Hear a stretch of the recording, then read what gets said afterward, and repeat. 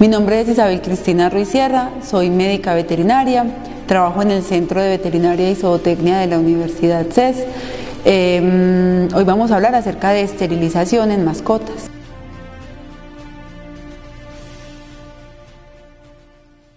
El término de esterilización reproductiva en mascotas se refiere a la realización de un procedimiento quirúrgico, mediante el cual se logra generar en estas la infecundidad. La esterilización se refiere a un procedimiento de anticoncepción definitiva y por lo general suele ser irreversible. En las perras y en las gatas se realiza la extracción del aparato reproductivo que se encuentra dentro del abdomen, es decir, se extraen el útero y los ovarios. Mediante esta técnica se evita que las hembras de ambas especies vuelvan a presentar un comportamiento denominado coloquialmente como calor o celo, que es el cambio de comportamiento que manifiestan durante el periodo de ovulación cuando están listas para aparearse con el macho. En los machos de ambas especies suele realizarse la extracción de los testículos desde el escroto. Generalmente no hay que invadir la cavidad abdominal en estos. La esterilización en machos, en gatos y en perros se llama orquidectomía y consiste en la extracción de ambos testículos. La esterilización en perras y en gatas se llama ovariohisterectomía y consiste en la extracción del útero y de los ovarios. Son procedimientos quirúrgicos invasivos, razón por la cual deben ser realizados por personal altamente calificado, médicos veterinarios, cirujanos, deben ser realizados bajo anestesia general y con un adecuado control del dolor y con adecuada monitorización anestésica.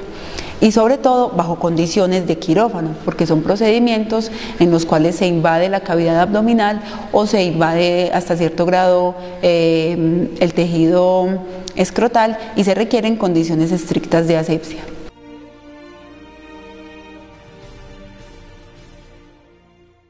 Existen muchos motivos desde el punto de vista médico y clínico para recomendar la esterilización en perros y en gatos. Estos motivos van desde el control de la sobrepoblación de este tipo de fauna hasta la prevención de enfermedades. Una de las principales razones está asociada a la tenencia responsable de mascotas. Un propietario que sea responsable con sus mascotas no permite que éstas deambulen en la calle libremente, ni que se alimenten de desperdicios y mucho menos que se reproduzcan de forma indiscriminada. Se ha comprobado que una perra sin esterilizar puede producir alrededor de 2 camadas por año y el número de cachorros por camada puede oscilar entre 5 a 10 cachorros. En una gata pueden presentarse alrededor de 3 camadas por año y el número de gatitos por camada puede oscilar entre 4 a 6. Si se hace una proyección a largo plazo alrededor de 10 años, se constata que la tasa reproductiva en ellos es muy elevada y que se puede generar un problema de sobrepoblación grande por estas especies si no se acude a métodos de esterilización en ellas. Como mencionaba anteriormente, adicional a las razones asociadas al control de la población de la fauna doméstica, especialmente caninos y felinos, se ha demostrado que existen otras razones para recomendar la esterilización. Una de ellas es la prevención del cáncer, tanto en machos como en hembras. Mediante estudios se ha comprobado que en las perras que se realiza esterilización antes del primer calor se puede reducir en más de un 90% la presentación de cáncer de mama en su edad adulta. Cuando se realiza la esterilización después de haber presentado el primer y segundo calor, este porcentaje disminuye, sigue siendo válido, aunque no con el mismo impacto que en el primer caso. De todas formas, se reconoce que es una medida para prevenir el cáncer de mama en las perras y en las gatas.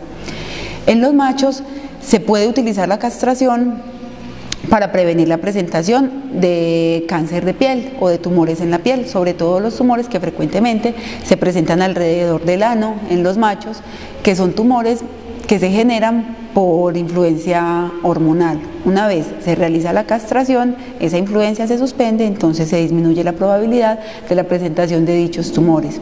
Adicional a esto, también se reduce la presentación de agrandamiento de la próstata o de enfermedades prostáticas en estos mismos perros cuando ya son gerontes o adultos mayores. La esterilización en las perras también ayuda a prevenir la presentación de enfermedades infecciosas reproductivas. Una de las más comunes es el piómetra. El piómetra siempre constituye una urgencia quirúrgica y si bien puede ser tratado siempre pone en riesgo inminente la vida de la mascota y genera costos adicionales que probablemente el propietario no tenga previstos dentro de su presupuesto. La esterilización en los machos puede ayudar hasta cierto punto a controlar los problemas relacionados con el comportamiento, sobre todo en los casos en los que hay convivencia de varios machos en una misma casa, donde se pueden generar problemas asociados a jerarquías o a dominancias. Esta es una alternativa también que se ha contemplado y se ha demostrado que funciona. Resumiendo entonces, la esterilización es una práctica que se recomienda desde el punto de vista médico, clínico y de salud pública, porque reiteramos, hace parte de la tenencia responsable de una mascota. Y esta tenencia responsable consiste en cumplir con todas las obligaciones que adquiere una persona o una familia cuando adopta una de estas, buscando el bienestar de la mascota, del entorno y de las personas.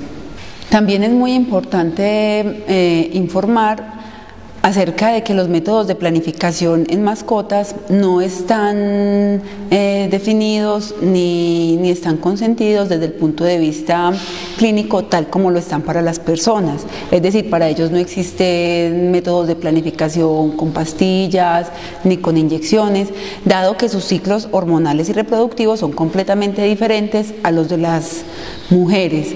Entonces, por esta razón, se sabe que no se deben utilizar en ellos y que cuando se utilizan generan problemas adicionales que pueden ser de gravedad considerable, como presentar la predisposición a tumores mamarios y a las mismas enfermedades uterinas que se han mencionado.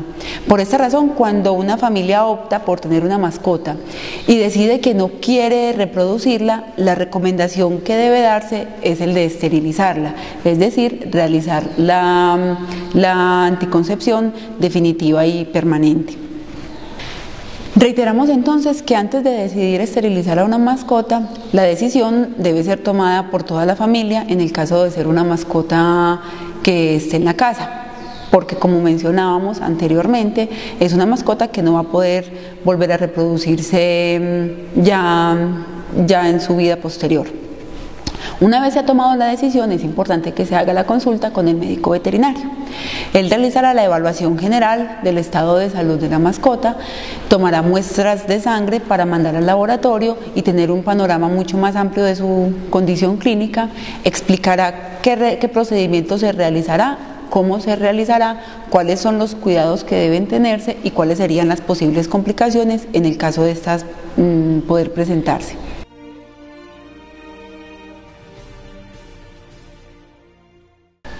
Existen varias técnicas quirúrgicas para realizar la esterilización de una mascota hembra, ya sea perra o gata.